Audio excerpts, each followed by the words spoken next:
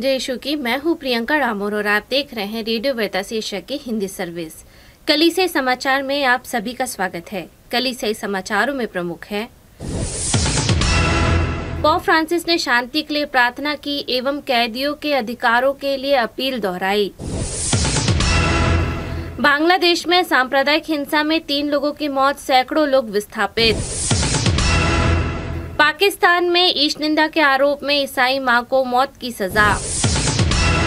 बाढ़ में मारी गई युवा वैज्ञानिक को भारतीय धर्माध्यक्ष की भावनात्मक श्रद्धांजलि।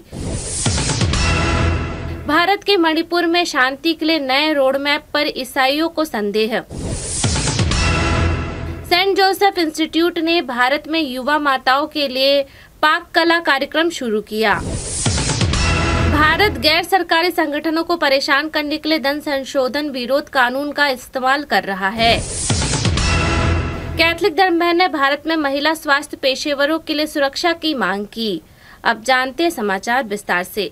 पोप फ्रांसिस ने शांति के लिए प्रार्थना की एवं कैदियों के अधिकारों के लिए अपील दोहराई। पोप फ्रांसिस ने होंडुरास के अभिन्न पारिस्थितिक पेरितिक देखभाल के संस्थापक जुआन एंटोनियो लोपेज की हत्या पर गहरा दुख व्यक्त किया तथा युद्धरत देशों में पीड़ित लोगों के लिए निरंतर प्रार्थना करने की अपील की एवं जेल में कैदियों के अधिकारों का समर्थन किया।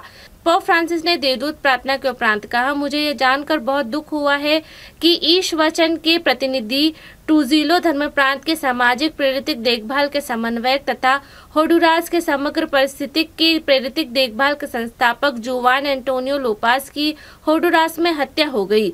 हत्या की निंदा करते हुए उन्होंने कहा, मैं उस कलीसिया के शोक में शामिल हूं और सभी प्रकार की हिंसा की निंदा करता हूं। मैं उन लोगों के करीब हूं जो अपने अधिकारों को कुचलते हुए देखते हैं और उन लोगों के भी करीब जो गरीबों और धरती की पुकार के जवाब में आम हित के लिए प्रतिबद्ध है। बांग्लादेश में सांप्रदायिक हिंसा में 3 लोगों की मौत, सैकड़ों लोग विस्थापित। 19 सितंबर को बांग्लादेश के अशांत पहाड़ी क्षेत्र में बंगाली मुसलमानों और जातीय अल्पसंख्यकों के बीच सांप्रदायिक हिंसा भड़कने के बाद कम से कम 3 आदिवासी मारे गए। दर्जनों घायल हुए, सैकड़ों लोग अपने घर छोड़कर भाग गए। स्थानीय सूत्रों ने बताया कि मोटरसाइकिल चोरी करने के आरोप में एक बंगाली मुस्लिम व्यक्ति की कथित तौर पर हत्या के बाद खगराछारी जिले के दिघानाला इलाके में झड़पें शुरू हुई, जिसके बाद मुसलमानों ने विरोध प्रदर्शन शुरू कर दिया जो हिंसक हो गया। पिछले दशकों में इस क्षेत्र में घातक आदिवासी उग्रवाद, सैन्य अभियान, सशस्त्र आदिवासी समूहों के बीच युद्ध और सांप्रदायिक संघर्ष देखे गए हैं। पाकिस्तान में ईश निंदा के आरोप में ईसाई मां को मौत की सजा। पाकिस्तान की एक अदालत ने 4 बच्चों की एक ईसाई मां को 3 साल पहले एक सोशल मीडिया ग्रुप पर पैगंबर मोहम्मद के बारे में अपमानजनक टिप्पणी साझा करने के लिए मौत की सजा सुनाई। संघीय जांच एजेंसी अदालत के न्यायाधीश मोहम्मद अफजल ने 18 सितंबर को दक्षिण एशिया में इस्लामी राष्ट्र के व्यापक ईश निंदा कानून के तहत शगुफ्ता किरण को मौत की सजा सुनाई। किरण के वकील राणा अब्दुल हमीद ने कहा, हमें लगता है कि यह पूर्वाग्रह पर आधारित गलत फैसला है। न्यायाधीश ने सबूतों को देखने या उचित विश्लेषण करने की जहमत नहीं उठाई। किरण को कानूनी सहायता प्रदान करने वाले समूह के एक प्रतिनिधि ने कहा कि वे 21 सितंबर को इस्लामाबाद उच्च न्यायालय में मौत की सजा के खिलाफ अपील करेंगे। बाढ़ में मारी गई युवा वैज्ञानिक को भारतीय धर्माध्यक्ष की भावनात्मक श्रद्धांजलि। तेलुगु कैथलिक धर्माध्यक्ष सम्मेलन के आदिवासी मामले के लिए गठित आयोग के अध्यक्ष श्रीकाकुलम की धर्माध्यक्ष रायलकाला विजय कुमार द्वारा तेलुगु में लिखे गए गीत द्वारा वैज्ञानिक डॉक्टर अश्विनी को श्रद्धांजलि दी गई। कैथलिक कनेक्ट की एक रिपोर्ट के अनुसार दिवंगत वैज्ञानिक के सम्मान में यह गीत 19 सितंबर को जारी किया गया था, जिनका जीवन 1 सितंबर को समाप्त हो गया। अपना गहरा दुख व्यक्त करते हुए धर्माध्यक्ष विजय कुमार ने डॉक्टर अश्विनी के दुख नुकसान को अपूरणीय बताया है। उन्हें एक प्यारी बेटी जो आकाश में एक तारे की तरह हमसे दूर चली गई है के रूप में संदर्भित किया। उन्होंने तेलंगाना के मुख्यमंत्री से अश्विनी की याद में मेहनती आदिवासी छात्रों की सहायता के लिए छात्रवृत्ति कार्यक्रम बनाने का भी आग्रह किया ताकि वे वैज्ञानिक समुदाय में उनकी विरासत और योगदान का सम्मान किया जा सके। भारत के मणिपुर में शांति के लिए नए रोड मैप पर ईसाइयों को संदेह है। ईसाई नेताओं ने भारत के संघर्षग्रस्त मणिपुर में शांति के लिए संघीय सरकार के नए रोड मैप पर संदेह व्यक्त किया है, जहां अधिकांश हिंदू और जाति ईसाई 16 महीनों से संघर्ष कर रहे हैं। सुरक्षा कारणों से नाम न बताने की शर्त पर चर्च के एक वरिष्ठ नेता ने कहा, अगर सरकार ने पिछले साल 3 मई को हिंसा शुरू होने के तुरंत बाद सक्रिय कदम उठाए होते तो स्थिति अलग हो सकती थी। 17 सितंबर को राष्ट्रीय राजधानी नई दिल्ली में एक प्रेस कॉन्फ्रेंस को संबोधित करते हुए संघीय गृह मंत्री अमित शाह ने कहा कि मणिपुर में शांति के लिए रोड मैप तैयार है। हम कुकी और मैतेई समूह से बात कर रहे हैं, लेकिन उन्होंने विवरण देने से इनकार कर दिया है। हालांकि सफलता हासिल करना मुश्किल है क्योंकि दोनों पक्ष अपनी बात पर अड़े हुए हैं, चर्च के नेता ने कहा। सेंट जोसेफ इंस्टीट्यूट में भारत में युवा माताओं के लिए पाक कला कार्यक्रम शुरू किया। Saint Joseph Institute of Skill ने 3 महीने का बेकिंग प्रशिक्षण कार्यक्रम शुरू किया है, जिसका उद्देश्य व्यवहारिक कौशल और रोजगार अवसर प्रदान करके युवा महिला, विशेष रूप से 18 से 27 वर्ष की आयु की माताओं को सशक्त बनाना है।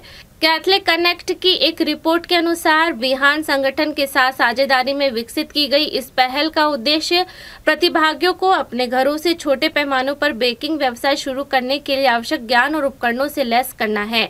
प्रतिभागियों में से कई महिलाएं हैं जिन्होंने बेरोजगारी, जल्द स्कूल छोड़ने या HIV, एड्स और यौन उत्पीड़न के प्रभावों जैसी चुनौतियों का सामना किया है।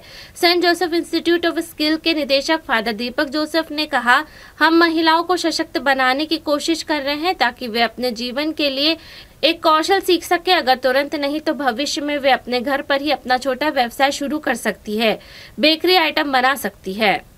भारत गैर सरकारी संगठनों को परेशान करने के लिए धन संशोधन विरोध कानून का इस्तेमाल कर रहा है। वैश्विक मनी लॉन्ड्रिंग निगरानी संस्था की रिपोर्ट के बाद एमनेस्टी इंटरनेशनल ने कहा कि भारत को मनी लॉन्ड्रिंग या आतंकवाद के वित्त पोषण से निपटने के बहाने नागरिक समाज समूहों के खिलाफ अपना विच हंट बंद करना चाहिए। अधिकार संगठनों और समाचार आउटलेट ने लंबे समय से प्रधानमंत्री नरेंद्र मोदी के हिंदू राष्ट्रवादी प्रशासन के तहत उत्पीड़न की शिकायत की है, जिसका उन्होंने खंडन किया है। पिछले दशक में भारत ने विदेशी योगदान विनिमय अधिनियम FCRA का उपयोग करके हजारों गैर सरकारी संगठनों के लाइसेंस रद्द कर दिए। चैरिटी और गैर लाभकारी फर्मों को विदेशों से धन प्राप्त करने के लिए FCRA के तहत पंजीकरण कराना होगा, लेकिन आलोचकों का कहना है कि मोदी सरकार ने अधिकार समूहों पर उनके वित्त की गहन जांच करके और विदेशी फंडिंग पर रोक लगाकर दबाव बनाने की कोशिश की है। कैथलिक धर्म बहन ने भारत में महिला स्वास्थ्य पेशेवरों के लिए सुरक्षा की मांग की। कैथलिक धर्म बहन नागरिक अधिकार और महिला समूहों के साथ मिलकर देश में महिलाओं के खिलाफ यौन हिंसा के बढ़ते मामलों को रोकने के लिए तत्काल कदम उठाने की मांग कर रही है। देश में स्वास्थ्य पेशेवरों के सबसे बड़े गैर सरकारी network Catholic health association of India की अध्यक्ष सिस्टर विक्टोरिया ने पूछा, अगर एक डॉक्टर के साथ सरकारी अस्पताल में ड्यूटी के दौरान बलात्कार किया जा सकता है और उसकी हत्या की जा सकती है, तो अन्य स्वास्थ्य पेशेवरों के लिए यह कितना असुरक्षित है। हत्या और महिलाओं के खिलाफ हिंसा के अन्य मामलों के खिलाफ पूरे भारत में विरोध प्रदर्शन हुए हैं, जिसके परिणाम स्वरूप मुख्य अपराधी को गिरफ्तार किया गया। इसी के साथ कलीसिया समाचार समाप्त हुए। अगली बार फिर मुलाकात होगी नई खबरों के साथ। नमस्कार। रेडियो वेरितास एशिया आपके लिए लेकर आए हैं RVA mobile app. RVA mobile app पर हमारे विभिन्न प्रकार के कार्यक्रमों का लाभ लें, हमसे जुड़े और एशियाई ईसाईयत की आवाज का हिस्सा बने। आज ही ऐप स्टोर एवं प्ले स्टोर से RVA मोबाइल ऐप डाउनलोड करें।